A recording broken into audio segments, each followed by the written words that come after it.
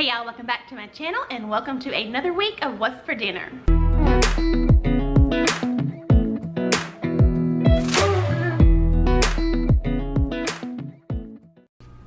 Hey y'all, so tonight I'm trying a new slow cooker recipe.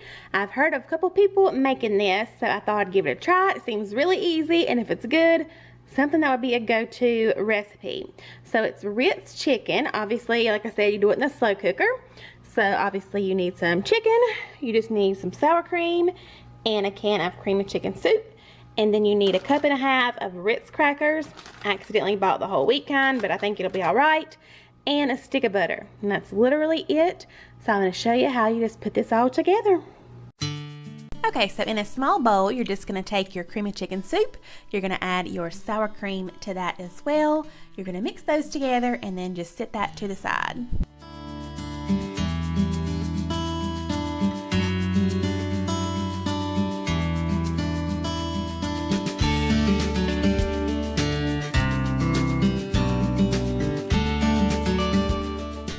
So next you're just going to take your stick of butter, melt it in the microwave, and then you're just going to crunch up your Ritz crackers in there.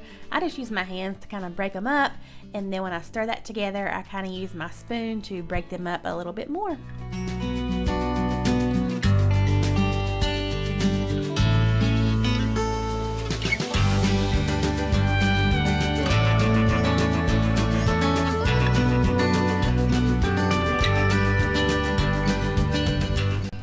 So I just placed my chicken breast in my slow cooker. I'm just using 3 larger size breasts. That's plenty enough for our family.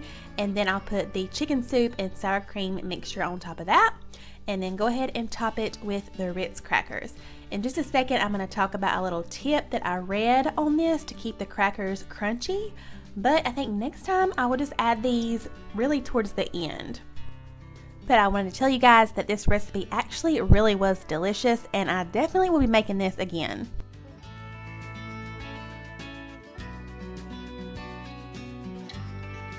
So the Ritz chicken has been cooking a few hours. I actually looked at the reviews on All Recipes, I think, where I saw this recipe, or Pinterest, can't remember.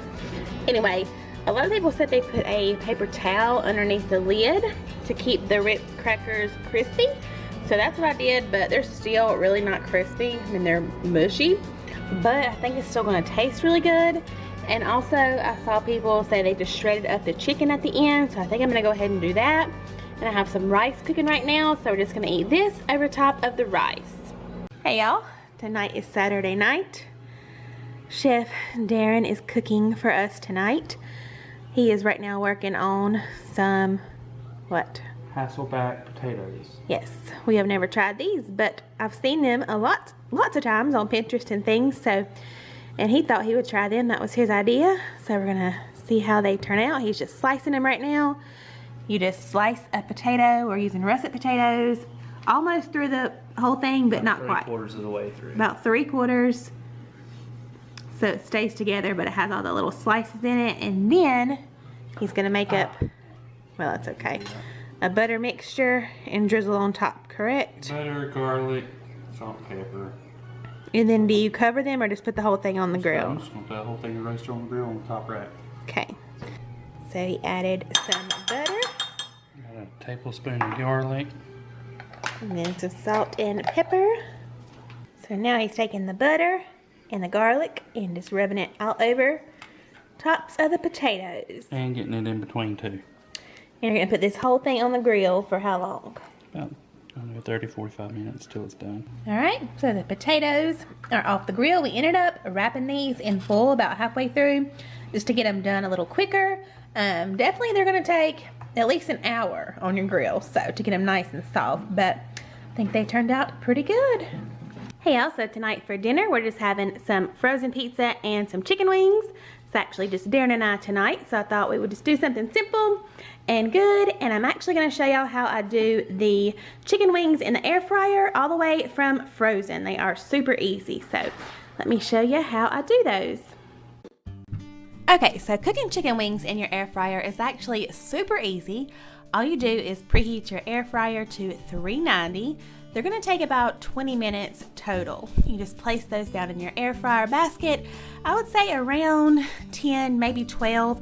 You really don't wanna overcrowd your basket because you want them to be nice and crispy. So you just put those in your air fryer and you're gonna let those cook for about 10 minutes. Once that 10 minutes is up, this is the trickiest part, which is not that hard. It just ensures that your wings get really crispy. You're gonna go ahead and remove those, put those in a bowl. Make sure you wash this bowl and your tongs that you use because these wings are not done at this point. You're gonna pour out the liquid that's in the bottom and then put your wings back into your air fryer basket and cook those another 10 minutes or until the desired crispiness is reached.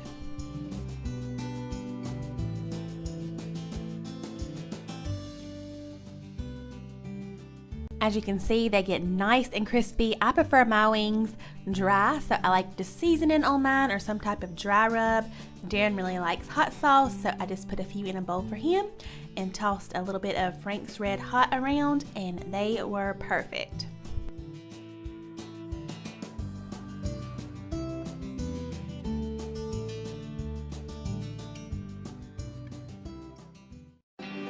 Tonight I'm making a dish called Spanish rice. This is one of Darren's absolute favorite recipes that he always had growing up, so it was a nice little treat for him.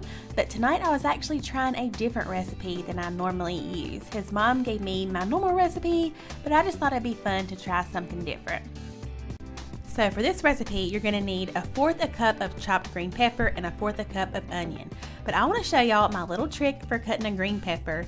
If you cut on the little bumps in between the little creases in the green pepper, you're gonna be left with just the ribs inside, and you're not gonna be sitting there trying to pick out all of the seeds.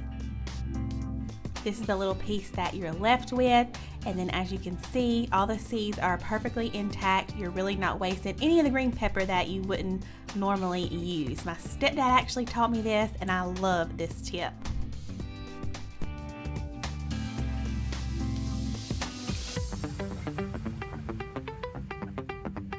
First, we're going to start by just browning up a pound of ground beef in a large skillet. So I'm going to get this working.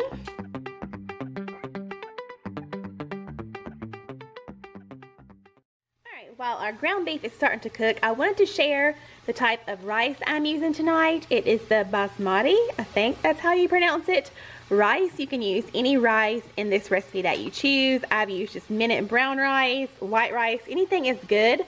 But Darren and I have discovered pretty recently that we really love this rice. This is the second bag I just opened because we went through a whole one. It is so good. I used it originally for like cilantro lime rice for when we do like homemade chipotle. And it's the type of rice that chipotle uses. I'm pretty sure it doesn't stick together. It's like a very non-sticky rice. It just has the best like fresh texture. So anyway, I've never tried it with Spanish rice though. I thought we would give that a shot. I thought it sounded really good.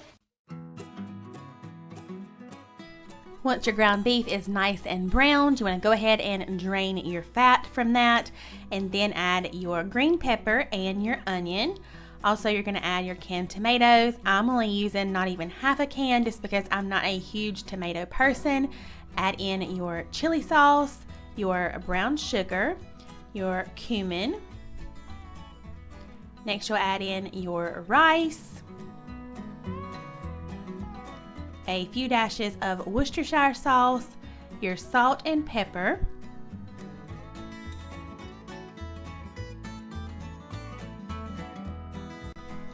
so just go ahead and stir all of this up, and basically this is going to simmer until your rice is cooked. Now, the original recipe did not call for 1.5 cups of water, but I'll go ahead and tell you guys that's about how much I ended up putting in here, just, you know, enough for my rice to be done. So I wanted to open up my recipe binder and just look at the recipe I normally use for Spanish rice. This is the recipe that Darren's mom gave me. You can screenshot it if you want to. I just kind of wanted to compare the two recipes, and they are pretty similar. You use ground beef, you use the green pepper, onion, you use Worcestershire sauce, and then the differences are you use dry mustard and tomato sauce instead of tomatoes. And then down here where it says can add, I normally do add the garlic, and then I put a squirt or two of ketchup and chili powder. So if you think about it, that probably makes like a chili sauce. And actually I also usually add in a little bit of brown sugar and sometimes a little squirt of barbecue sauce just to give it that sweetness. I know that sounds super weird, but I promise it's good all together. And yeah, they are pretty similar. So I'm excited to see how this one will be with the differences and the cheese melted on top. Okay, so to me this was starting to look a little bit dry. Some of the rice was sticking to the bottom. So I thought I would add in a little bit of water, probably adding in about a half a cup, just to make sure that rice has enough liquid to cook in.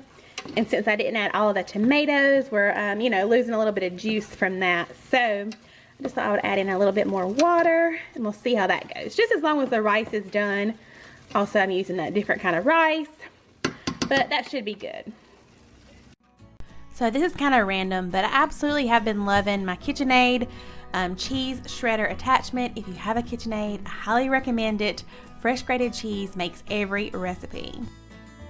So once the rice is cooked, then you just want to go ahead and add your mixture into a baking dish, and then you're going to add cheese on top, and you're going to put it in the oven for about 10 minutes. Not really long at all. Everything's cooked.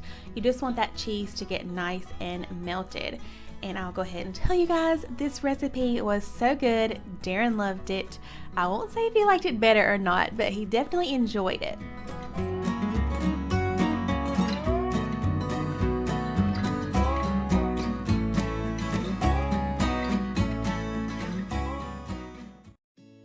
So tonight I am making lemon Greek chicken over potatoes, along with some Parmesan zucchini fries and a garlic aioli type sauce.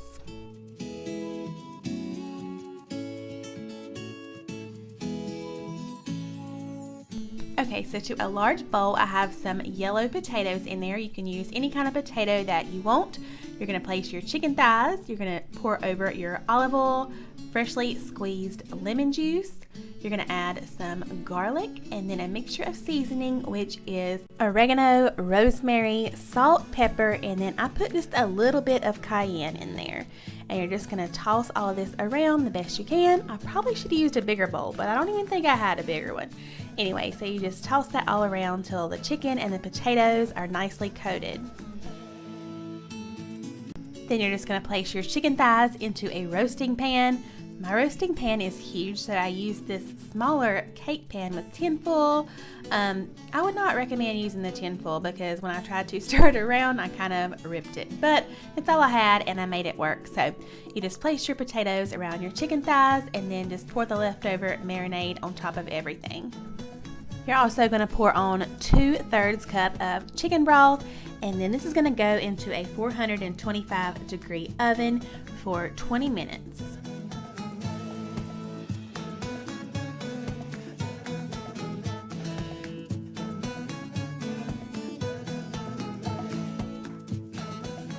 Once that 20 minutes is up, you just kind of want to toss it around. I just flipped my chicken thighs over to get some of that juice on top and flip my potatoes around a little bit, and then you're going to cook it another 25 minutes. As you can see, the chicken breasts start to brown up really nicely. You're just going to flip them around again the best that you can, and then you're actually going to broil this for 5 or 10 minutes just to get those potatoes and chicken really golden and crispy. So I'm going to go ahead and start on those zucchini fries. So to a little bowl here, I just have some freshly grated Parmesan cheese, and to that I just added some garlic salt, garlic powder, fresh black pepper, and just mix that all around until it's all combined.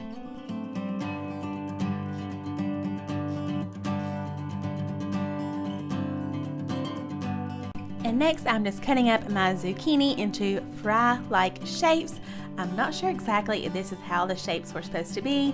I got this recipe from 2 of my friends actually. One, Jessica O'Donoghue. I'm pretty sure it was on her last What's for Dinner here on YouTube, but she got it from her other friend Anna, who is an amazing cook, and I have been wanting to make these ever since they were talking about them, so hopefully I did it right. I think they turned out delicious, but anyway, you just cut your zucchini into fry-like shapes.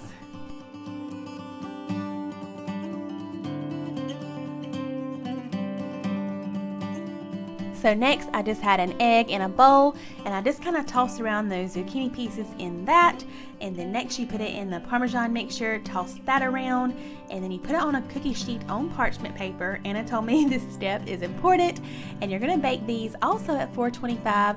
I think I ended up baking mine for about 20 minutes. And then next we're gonna make a little dipping sauce for these. Both of those girls said, do not skip the dipping sauce. So I'm adding in about a half a cup, I believe, of mayonnaise. You're gonna add some more garlic powder to that, some fresh black pepper again, and some lemon juice. I was lazy and used the bottled lemon juice on this one. You just mix that together, and then I got to thinking and I added in a dash of hot sauce to ours. It was not hot at all. Just added a little something. Jessica may have done this too, I can't remember. Once your chicken is browned and reaches 165 degrees, I just place my potatoes in the bottom of the dish like this. I put my chicken thighs on top, and then I took some of the drippings from the pan and just kind of drizzled that all over the chicken. This meal was absolutely delicious. It was something different. Those zucchini fries were seriously the bomb. My 4-year-old asked for seconds on those, which is amazing, and I will definitely be making all of this again. So that's it for this What's for Dinner video. If you're new, you will go ahead and subscribe to my channel so you don't miss any of these videos as well as my other content. I hope everybody is doing amazing, and I'll see y'all in the next one. Bye, y'all.